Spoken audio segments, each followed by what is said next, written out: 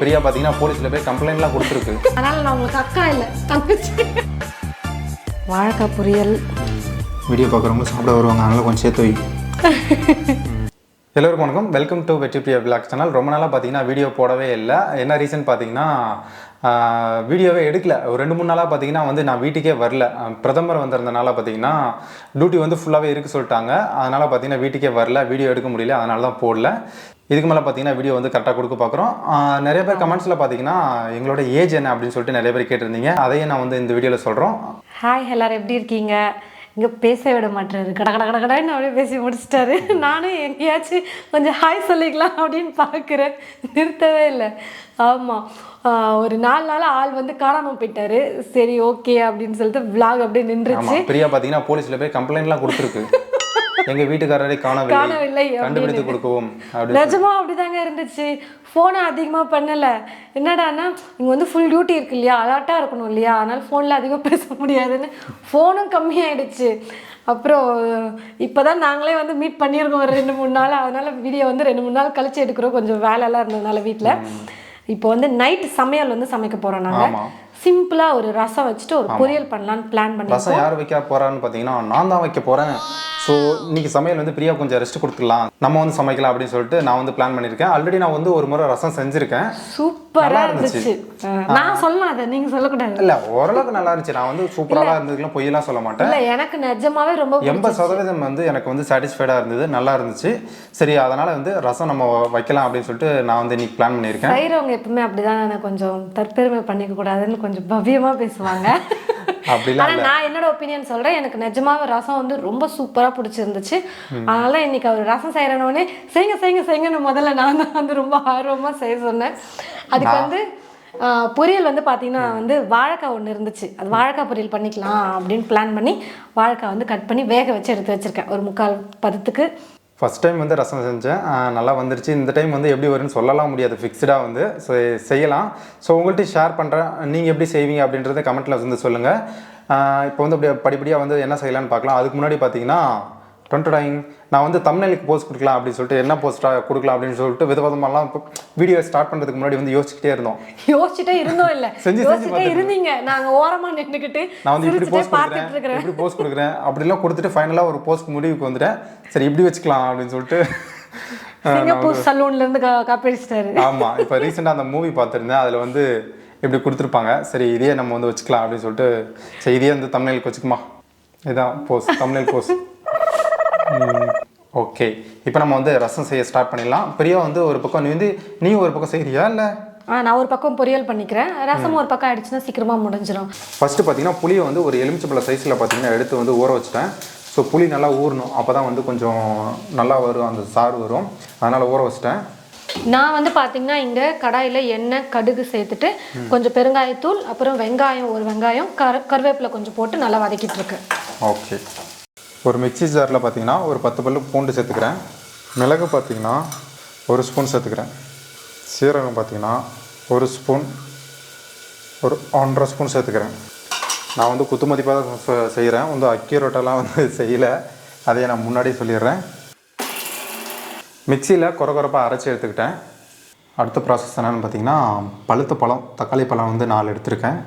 இது நம்ம அந்த அந்த நடுவில் இருக்குல்ல, அதை மட்டும் கட் பண்ணிவிட்டு நம்ம இப்போ எடுத்துக்கிறோம். எனக்கு வேலையே இல்லை, நான் சும்மா நின்றுட்டுருக்கேன். உன் வேலை முடிஞ்சிருச்சு, அதனால் நீ ஃப்ரீயாக. போர் அடிக்குது இல்லை, ஏதாச்சும் பாட்டு பாடுங்க. பாட்டா? இந்த தோணித்தலையை லோனாய் தாங்க முடியலப்பா. சரி, ஏஜ் பற்றி கேட்டாங்கல்ல, அது சொல்லணும்ல, சொல்லு. ஆமாம், நிறைய பேர் வீடியோவில் கேட்டிருக்கீங்க. ஆனால் ஒவ்வொருத்தருக்கும் நம்ம இதுக்கு முன்னாடி நிறைய கேள்விக்கெல்லாம் நான் கமெண்ட்ஸில் ரிப்ளை பண்ணாலும் நான் ஒரு சிலர் பார்க்க மாட்டாங்க இல்லைங்களா, அதனால திரும்பவும் நிறைய பேர் கேட்பாங்க. அப்படின்னால நம்ம வீடியோலேயே சொல்லிட்டோம்னா எல்லாருக்குமே தெரியுன்றதுனால நிறைய கேள்விக்கு நாங்கள் பதிலே கமெண்ட்ஸில் சொல்ல மாட்டோம்.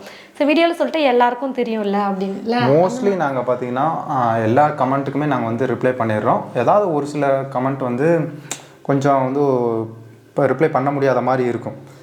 நீங்கள் Q&A கேளுங்க. நாங்கள் மாதத்துக்கு ஒரு வீடியோ Q&A கொடுக்க பார்க்குறோம். நீங்கள் கமெண்ட்டில் எங்களை பற்றி ஏதாவது தெரிஞ்சுக்கணுமா, வேறு ஏதாவது டவுட் இருக்கா, இந்த மாதிரி நீங்கள் நிறைய கேட்கலாம். நிறையாவும் கேட்டிருக்கீங்க. இதுக்கு மேலே 1 by 1 சொல்கிறோம். நான் மாதத்துக்கு ஒரு வீடியோ Q&A நாங்கள் கண்டிப்பாக கொடுக்குறோம். அப்போ இந்த மாதத்துக்கு இப்போது நம்ம போடணும்ல. அப்போ உங்களுக்கு ஏதாவது கேள்வியெல்லாம் இருந்துச்சுன்னா கேளுங்க கமெண்ட்ஸில். ஆமாம் தானே, நாங்கள் வந்து ஷேர் பண்ணுறோம். அப்படிலாம் யாரும் கேட்டதில்லை இது வரைக்கும். அதனால ஒரு சிலர் பண்ணுவாங்க, மற்றபடி எல்லாருமே ரொம்ப சூப்பராக கமெண்ட் பண்ணுறீங்க. ஓப்பனாக சொல்ல முடியும்னா எல்லாத்தையும் சொல்லிடுறோம். ஒரு சில விஷயங்கள் கொஞ்சம் முன்ன பின்ன இதெல்லாம் ரொம்ப பர்சனலாக ரொம்ப கேட்குறாங்க அப்படின்னா அதை கொஞ்சம் நாங்கள் வந்து அவாய்ட் பண்ண தான் பார்ப்போம். ஓகே, இப்போ ஏஜுக்கு வந்துருவோமா? ரெண்டு பேருமே பார்த்தீங்கன்னா ஈக்குவலாக பார்த்தீங்கன்னா கிட்டத்தட்ட ஒரே ஏஜ் தான். இவங்க சொல்ல போனால் எனக்கு அக்கா மாதிரி வந்துருவாங்க. அடங்கப்பா, இது உலக நடிப்புடா சாமி. அப்படி கிடையாது, சும்மா விளையாட்டுக்கு. நான் வந்து நாங்கள் ரெண்டு பேருமே பார்த்தீங்கன்னா 1995 ரெண்டு பேருமே பார்த்தீங்கன்னா நான் வந்து 95 தான்.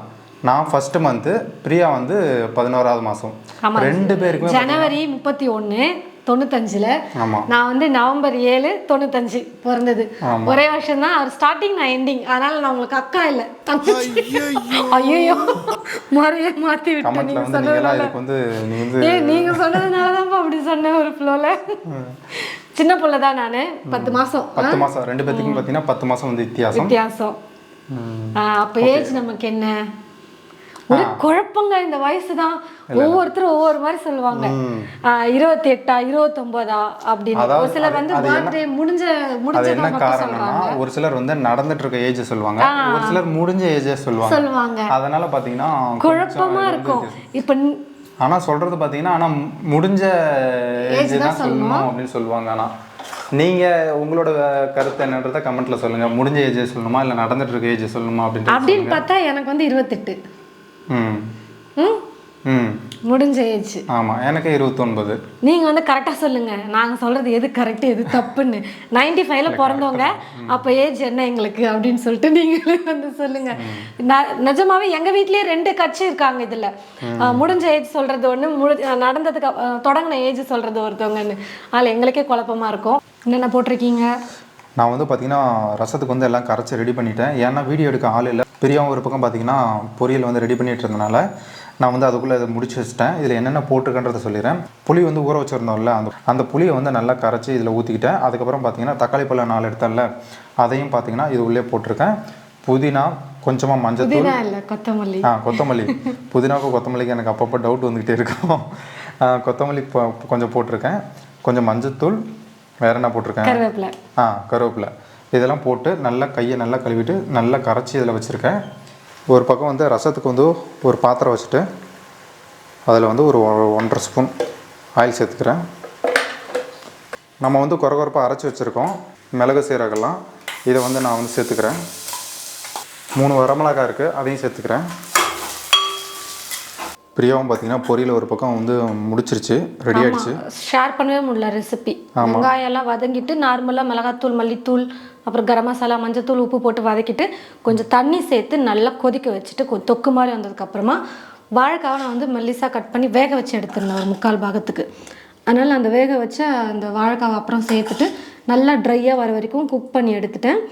கொத்தமல்லி தூவி இப்போ கலந்து ஸ்டவ் ஆஃப் பண்ணிட்டேன். சூப்பராக இருக்கும் பொரியல். மிளகாய் போட்டதுக்கப்புறம் பார்த்தீங்கன்னா நம்ம கரைச்சி வச்சுருந்த அந்த கரைசலை வந்து நான் வந்து சேர்த்துருக்கேன். சேர்த்துட்டு கொஞ்சம் உப்பு சேர்த்துருக்கேன். உப்பு சேர்த்துட்டு கொஞ்சம் நேரம் வந்து கொதிக்க வைக்க மாட்டாங்க, அது ஹீட் ஆகும். கம்மியான ஹீட்லேயே வந்து கொதிக்க வைப்பாங்க. இந்த ரசத்தோட வந்து ரசம் வந்து பர்ஃபெக்டாக சூப்பராக வர்றதுக்கு மெயினாக வந்து நம்ம அந்த புளி கரைசல் சேர்க்குறோம் பார்த்தியா, அது வந்து புளிப்பு கரெக்டாக இருந்தாலே மோஸ்ட்லி வந்து ரசம் நல்லாயிருக்கும். புளி அதிகமான புளிக்குழம்பு மாதிரி வந்துடும், கம்மியான அளவு ரொம்ப நல்லா இருக்காது. ஆனால் அது கொதிக்கிற ஸ்டேஜில் வந்து தண்ணி ஊற்றிட்டு ஆஃப் பண்ணுறாங்க நிறைய பேர். எங்க அம்மா கூட அப்படிதான் பண்ணுவாங்க. ஆமா, எங்க அம்மா அப்படிதான் பண்ணுவாங்க. அது ஏன்னே தெரியல. அது கொதிக்குது இல்லையா, அது கசப்பாக கூடாதுன்னு நினைக்கிறேன். ஐ திங்க் ரசம் வந்து கொதிக்க ஸ்டார்ட் ஆகுது இல்ல, கொதிக்க கூடாதுன்னு எதுக்கு சொல்றது, கசப்பாயிடும்ன்றதுனால கொதிக்க கூடாதுன்னு சொல்றாங்க. அப்படியா, எனக்கு தெரியல. ஆனா என்ன ரீசன் தெரியல. ஆனா நான் சொல்றது கரெக்டான்னு தெரியல. கரெக்டா இருந்தா ஓகே சொல்லுங்க, இல்லைன்னா நீங்க அதை கொஞ்சம் பார்த்து சொல்லி விடுங்க, கமெண்ட்ல சொல்லுங்க உங்களுக்கு தெரிஞ்சதா. நானே எங்க அம்மா ஊத்துறதை பார்த்துருக்கேன். அதனால கடைசியில் ரசம் செய்யும் போது தண்ணி ஒரு 2 ஸ்பூன் ஊற்றிட்டு ஆஃப் பண்ணி விட்டுருவேன். வீடியோ எடுக்கிறதுக்கு முன்னாடியே ஒருத்தவங்க இங்கே வந்து சாப்பிட ஆரம்பிச்சிட்டாங்க. அது என்னன்னு பார்த்தீங்கன்னா இந்த என்னது பொரியல் செஞ்சோம்ல, அந்த பாத்திரத்தில் இருக்கக்கூடிய அந்த மசாலாலாம் அதை போட்டு பிரியா வந்து சாப்பிடுது. பிரியாவுக்கு அது வந்து ரொம்ப பிடிக்கும். எங்கள் வீட்டில் எல்லாருக்குமே பிடிக்கும். அப்படியா? ஒரு பக்கம் பார்த்தீங்கன்னா ரசம் வந்து கொதிக்க ஸ்டார்ட் ஆக போகுது. இப்போ வந்து தண்ணி ஊற்றிட்டு நம்ம வந்து ஆஃப் பண்ணிக்கலாம். ரசம் ரெடியாக போகுது.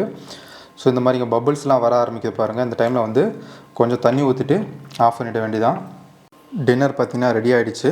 சுட சுட சூப்பரான சுவையான ஒயிட் ரைஸ். எல்லாருமே சொல்லும் போது பார்த்துருக்கியா என்னென்ன செஞ்சுருக்கோம் அப்படின்னு சொல்லும் போது வந்து சுட சுட சோறு இல்லை, எல்லாம் பெருசு பெருசாக சொல்லுவாங்க. ஏதோ சொல்லுவாங்க பொரியல், அந்த ரசம் சொல்லிகிட்டே வருவாங்க. சோறு அப்படின்னு சொல்லி முடிச்சிருவாங்க.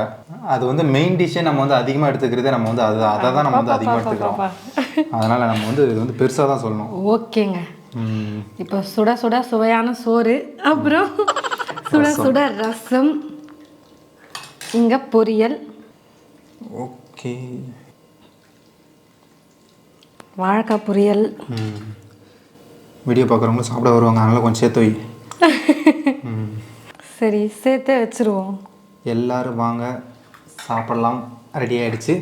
ஸோ டின்னர் வந்து ரெடி ஆகிடுச்சு. நாங்கள் வந்து சாப்பிட போகிறோம். ரசம் எப்படி செஞ்சிருன்னு பார்த்துருப்பீங்க. கொஞ்சம் முன்ன பண்ண தான் சாப்பிட்டு பார்த்தா தான் தெரியும் எப்படி வந்திருக்குன்னு. போன டைம் மாதிரி வந்திருக்கா, இல்லை அதை விட இன்னும் பெட்டராக வந்திருக்கா, இல்லை கொஞ்சம் கம்மியாக வந்திருக்கான்னு சாப்பிட்டு பார்த்தா தான் தெரியும்.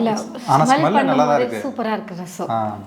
சரி, இன்றைக்கி நைட்டு பார்த்தீங்கன்னா ரசம், வாழைக்காய் பொரியல், சாதம் மறந்துடும். இதுதான் இன்றைக்கி எங்களுடைய டின்னர். நீங்கள் என்ன சாப்பிட்டீங்க அப்படின்றத கமெண்ட்டில் ஷேர் பண்ணிக்கோங்க. நீங்கள் முக்கியமாக உங்கள் வீட்டில் நிறைய பேர் வந்து பார்த்தீங்கன்னா நைட் வெறும் டிஃபன் மட்டும் சாப்பிட்ற ஆளாக இருப்பாங்க, சாப்பாடே சாப்பிடாத ஆளாக இருப்பாங்க. அவங்களுக்கு வந்து பழக்கம் இருக்கு இல்லையா, அந்த மாதிரி யாராச்சும் இருக்கீங்களா அப்படின்னு சொல்லுங்கள். நாங்கள் ரெண்டுத்தையும் கலந்தடிப்போம். நைட்டு டின்னருக்கு அது பிரச்சனை இல்லை, அதையும் மறக்காமல் சொல்லுங்கள். ஓகே, நம்ம போய் சாப்பிடலாமா? சாப்பிட ஆரம்பிச்சிடலாம். வீடியோ கண்டிப்பாக உங்களுக்கு பிடிச்சிருந்தீங்க. பிடிச்சிருந்தா மறக்காமல் லைக் பண்ணுங்கள், கமெண்ட் பண்ணுங்கள், ஷேர் பண்ணுங்கள். மறக்காமல் சிவப்பு கலர் பட்டனை தட்டி விட்டுருங்க. பாய், நெக்ஸ்ட் வீடியோவில் பார்க்கலாம்.